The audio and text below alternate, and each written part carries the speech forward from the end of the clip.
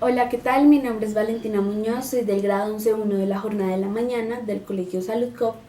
Y hoy les vengo a contar sobre el primer capítulo de En Tierras Bajas de Herta Müller. Mm,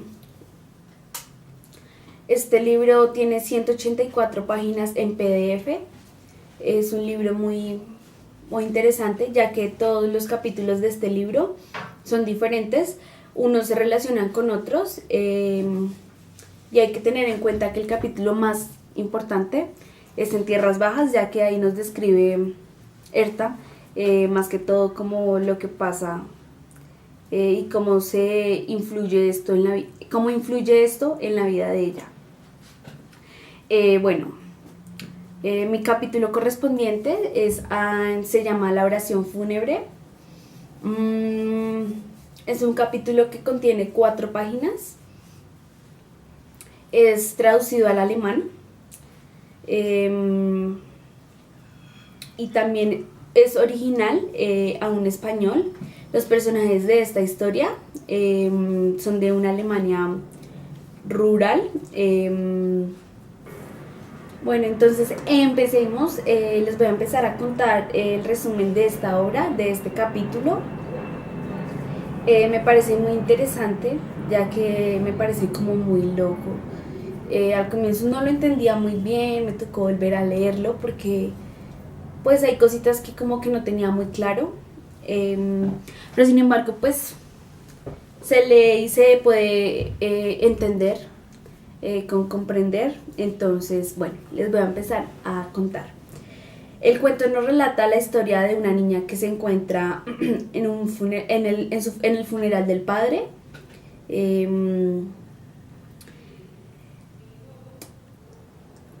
en una parte, ella en un cuarto observa varias fotografías de su padre, de la boda de él, de los acontecimientos que le había pasado a él en aquella época. Eran muchas fotografías. Eh, Ella sabe que todo eso es falso sobre lo de las fotografías. Mm, Cuando ella se dirige al cementerio, ella parada mirando al cajón, eh, se le acercan las personas como para contarle todo lo que hizo su padre, y ella con todo eso que le cuentan, como que como que coge rabia contra ella, o sea, recae toda la rabia sobre ella y es castigada por los rusos y por su propia madre.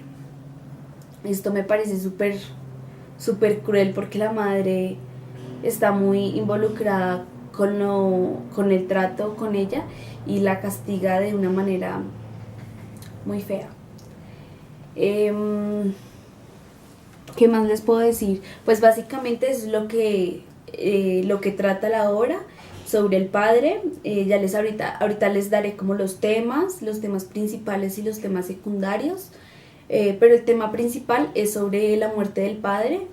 Eh, pero hay una cosita que no he terminado, y es que cuando ella se levanta un sábado en la mañana a las 6:30, porque le suena el despertador, y es allí donde acaba su sueño. Entonces es lo curioso porque uno piensa, pero entonces no pasó nada de eso. Y creo que no pasó nada de eso, porque todo eso era un sueño. Entonces, esta es el resumen de la obra. Entonces, sigamos con los demás. Bueno, como les estaba diciendo anteriormente, les voy a comentar un poquito sobre los temas secundarios y el tema principal.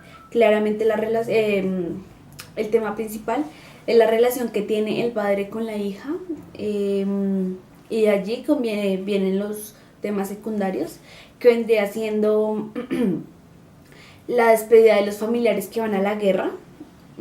Eso lo podemos encontrar a medida que vamos leyendo. Ahí nos relata que los familiares tienen que irse a la guerra. El funeral del padre sería otro tema, que es allí donde la hija va y los rusos se encuentran los rusos, y a toda esa gente que le hablaba sobre el padre, cosas malas. Entonces, todo eso igual era cuando ella fue que se sintió con rabia y se le metió todo eso. Bueno, otro de los temas secundarios sería lo del cuarto lleno de fotos, donde ella veía en cada foto como reflejado algo que contaba sobre el padre, que sería como la niñez del padre, que estaba ahí muy reflejado. También estaría reflejado la boda de los padres, ahí aparecía la boda de los padres en las fotografías. Otro de los temas principales podría ser el transporte de reses. Podemos evidenciar claramente que en el cuento el machismo y el machismo y el feminismo. Y ya como finalizando de los temas, el fusilamiento de la hija y el campo de Naos. Estos vendrían siendo los temas del capítulo La oración fúnebre. Bueno, tengamos en cuenta que la voz narrativa recae principalmente sobre el pueblo porque es el que toma la acción contra ella por la rabia que desata por todas las cosas que hizo su padre en vida. Entonces esto nos hace entender que la voz narrativa recae sobre el pueblo principalmente. Bueno, a mí me parece muy, no sé, como muy loco o muy extraño que todo lo que nos cuentan o nos relatan en el capítulo tenga que ver con guerra. Yo ahí es donde pienso que eso influye mucho en la vida del autor, porque Herta, tengo entendido que su padre fue a la guerra en la Segunda Guerra Mundial, participó en la Segunda Guerra Mundial. Entonces esto quiere decir que ella escribe este capítulo con mucha intención sobre su padre, sobre la guerra, porque en el capítulo podemos evidenciar claramente que hay guerra, que hay dolor, que hay sufrimiento, que hay traición. Entonces es muy loco porque termina siendo un sueño. El final es muy inesperado, a uno lo deja como despierta un sábado a las 6 de la mañana porque le suena el despertador. Entonces esto es lo que nos hace como confundir a la hora de sacar como la pregunta al cuento, haciéndonos entender que lo que ella quería relatar o contarnos sobre este capítulo es una parte una pequeña parte de lo que ella vivió en su pasado.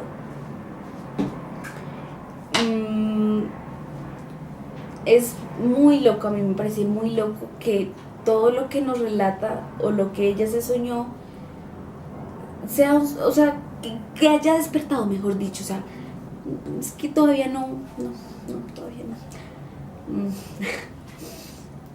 Todo lo que nos cuentan sobre lo del funeral del padre, principalmente, lo de la guerra, el padre, la muerte del padre, las fotos donde nos contaban la vida del padre, mejor dicho, en fotografías. Cuando ella va al funeral del padre y se encuentra los hombrecillos y la gente le empieza a decir todo lo que el padre había hecho en su vida, de la forma como la tratan, mejor dicho. Y para finalizar, su madre que la termina maltratando prácticamente. Entonces es ahí donde uno dice, todo eso se unió para que ella soñara eso, es porque había algo, pasaba algo en Herta para que ella se inspirara y pudiera escribir esto. Entonces pienso que todo el capítulo sí conlleva y tiene mucha relación con la vida de Herta Müller. Bueno, voy a hacer un análisis sobre cómo se relaciona el texto cómo se relaciona el texto con el título. La oración fúnebre, pues hay que comenzar por eso, saber qué es fúnebre. Nos dice la oración porque yo pienso, mejor dicho, las oraciones, la oración fúnebre son oraciones en honor a un difunto. Y se relaciona con el texto porque el hecho central es en el funeral del padre, donde cada persona iba y le dejaba una piedrita en el ataúd. Entonces, esto es la relación que encontramos entre el título y entre el texto de la oración fúnebre. Con razón, por eso el tema principal y en lo que recae es en la muerte del padre de esta muchacha que nos relata la historia. Bueno, ¿cómo se relaciona la vida de Herta con este capítulo? Pues como anteriormente ya lo había dicho, algo de la guerra que el padre tuvo que ir. Herta Müller era la hija de granjeros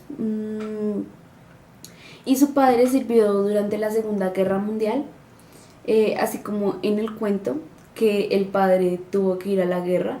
Entonces acá se evidencia mucho sobre esto que a Herta le marcó, porque ella resalta también la guerra y entonces es ahí donde nos damos cuenta de esto, de la evidencia que da. Bueno, voy a empezar con la tesis. ¿Para qué Herta Müller escribe esta novela? ¿O con qué intención? Yo pienso que es porque es un poco confuso el hecho de que todo esto lo haya soñado, pero se evidencia mucho sobre la guerra, sobre la tristeza y el dolor. Entonces yo pienso que la intención que tuvo Herta fue como que nos demos cuenta más sobre las personas que tenemos a nuestro alrededor, que pensemos antes de actuar, porque el hecho de ir a una guerra no creo que sea tan fácil y que sea así porque sí. Creo que eso le podría marcar la vida a cualquiera. Entonces yo creo que ya es como para que reflexionemos más sobre las cosas que tenemos, sobre las personas que nos rodean.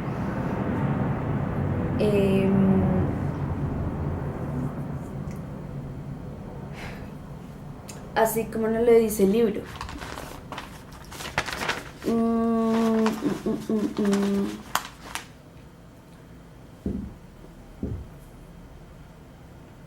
Es muy loco porque muchas cosas de las que soñamos a veces tienden a ser realidad o un poco de la realidad. Entonces esto es lo que más nos conlleva o me conlleva como a pensar cositas